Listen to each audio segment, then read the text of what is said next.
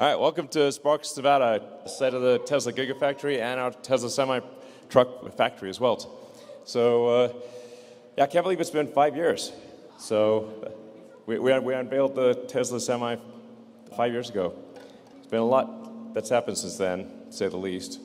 So, but we're incredibly excited tonight to actually deliver our first production Tesla semi-trucks.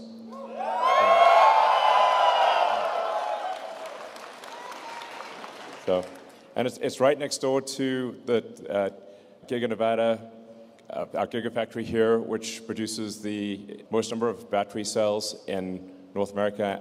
It produces our drive units and battery packs. And so I'd just like to just start off by giving a big hand to the Tesla Gigafactory team and the Tesla semi-truck team. So, I think you've had a chance to tour the production line. So, cool, right? And we're looking forward to actually delivering our first production trucks to PepsiCo. So this is going to be fantastic. Yeah, and also a huge thank you to all of our other customers. I mean, a lot's happened in the last 5 years, and our customers have been super loyal and supportive and stuck with us and been a huge part of our development, and we're excited to show everything that we've been doing off to everybody tonight. Yeah, we threw a great party a few years back and trying to do a similar thing here tonight. And Tesla's been growing like crazy. I mean, everybody here has been contributing towards the growth and unveiling awesome products and really scaling us to the point that now we can actually work on semi, and we're really excited to do that. But we've been working a little bit on the background, close to the chest, right level of priority, but made a lot of progress, incorporated a lot of things that we're going to talk about. And at the end of the day, we have not wavered from our mission to build the most compelling, greatest Class 8 truck in history. People might wonder why build a semi-truck. Because if you look at the actual unit volume, it's small compared to passenger vehicles. So for passenger vehicles, there's on the order of almost 100 million that are sold every year, and whereas semi-trucks, it's like for 400,000 or 500,000. Not even, it's a couple 100,000 Class 8 trucks a year. Globally. Yeah. Oh no, sorry, that's US. Yeah. So in the U.S., there's like 15 million passenger vehicles and a couple 100,000 semi-trucks. So it seems like a small percentage, but it's actually 20% of U.S. vehicle emissions because you've got a huge vehicle and it's being driven all the time.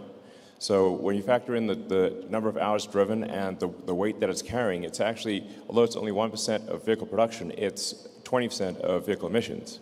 And it's over a third of all the particulate emissions. So from a sort of health standpoint, particularly in like cities, this is a huge impact, like it's gigantic. So that's why we're doing it, So, yeah.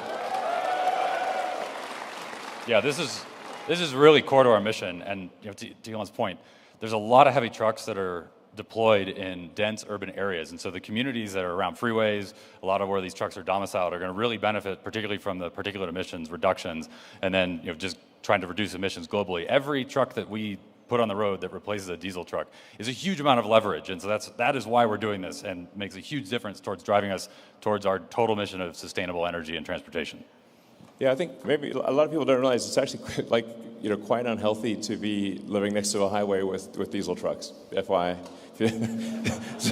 So being able to make them electric is just going to be, just in addition to sort of climate change and global warming matters, it's also quiet, and it's going to improve the quality of your air, and it will actually just fundamentally improve the health of people living near freeways, which is obviously a super big deal.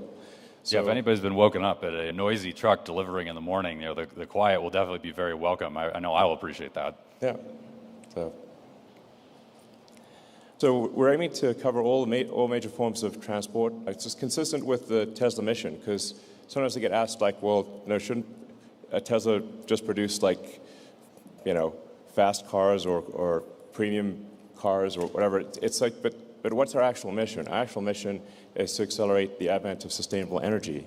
So that's why we're making this wide range of cars that don't really make sense from a brand standpoint, I guess, traditionally, but they make total sense when you consider what's the mission of the company.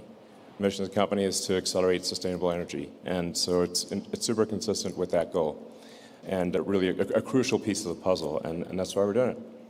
Yeah, and I mean, Elon, you first laid this out in Master Plan Part 2 And now we're here to actually make it happen. And everything from the mission side, along with reducing the cost of cargo transport, and also make it fun. I mean, we want to make the truck an awesome driving experience. Make it kick ass for the drivers. Yeah, I mean, it looks sick. I mean, look at that thing.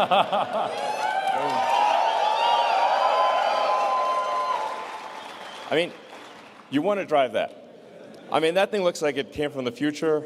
It drives like it's like driving a Tesla, literally. It's fun. It looks awesome, and there's actually a big shortage of drivers. And so, if you're a truck driver and you want the most badass rig on the road, this is it.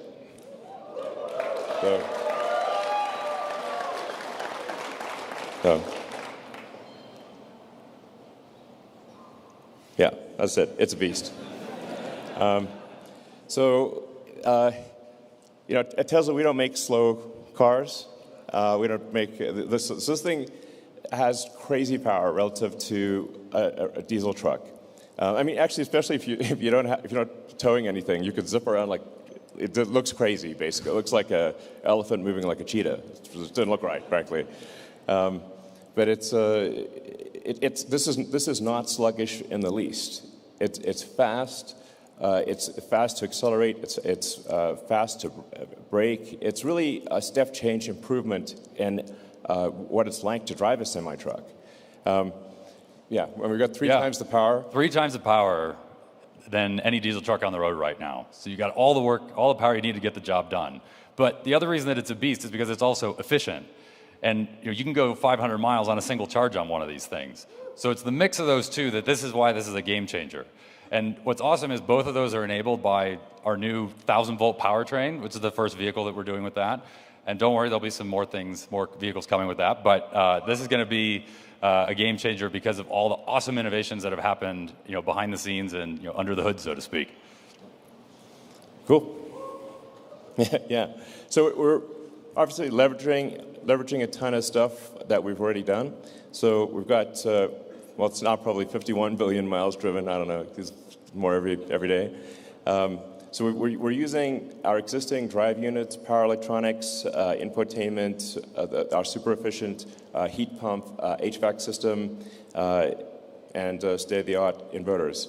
So we're able to leverage the existing powertrain and elements that are already made at volume in order to achieve extreme efficiency of cost and capability. So. Yeah, and it also means we get to leverage all the reliability that the active car fleet is doing. So we're accumulating all these miles, getting a ton of demonstrated learnings into the field, and we're going to go and put all these trucks into the world and get a lot of learnings as well, but we're coming off of a great launching pad with everything that's done in the rest of our products already. And it's also enabled because Tesla's got this full vertical integration on the software and the hardware side. So the teams that are working together to put all that together into one package, this is a huge win, for all of our products, but particularly Semi. Lots of hardcore testing. So, one of the things about a commercial truck is that the reliability has to be extremely high. So it's got to be running continuously, can't break down. It's got to handle every kind of weather. Uptime is super important for any kind of semi-truck. So we've tested durability in every kind of weather, every kind of environment. You could, yeah. Yeah, so even just, we've driven Donner, we'll talk a little bit more about that in a moment, but we've been through hot, cold, snow, rain. We've been putting this thing through all its paces in the lab as well as in the real world. The simulation team has been doing an incredible job of being able to scale all of that, in the virtual side. And the other thing is that we're going to take these and we're going to put our money where our mouth is. And we're going to put these on into our own fleet, into our own supply chain, and we're going to use this to transport goods between our factories and our suppliers, because we believe in it, not just from a mission perspective and a cost perspective, but because we want to close that feedback loop. We got to get that learning as fast as we can. We want it straight from the drivers, we want it straight from the service techs that are working on it. We're going to take all that data that's coming in and continue to refine the product and make it better, just like we do on the car side. Yeah, exactly. So to be clear, these semi-trucks are running 24/7 between Sparks, technically in Sparks, not Reno, but most people will think of it as Reno Sparks, and Tahoe. And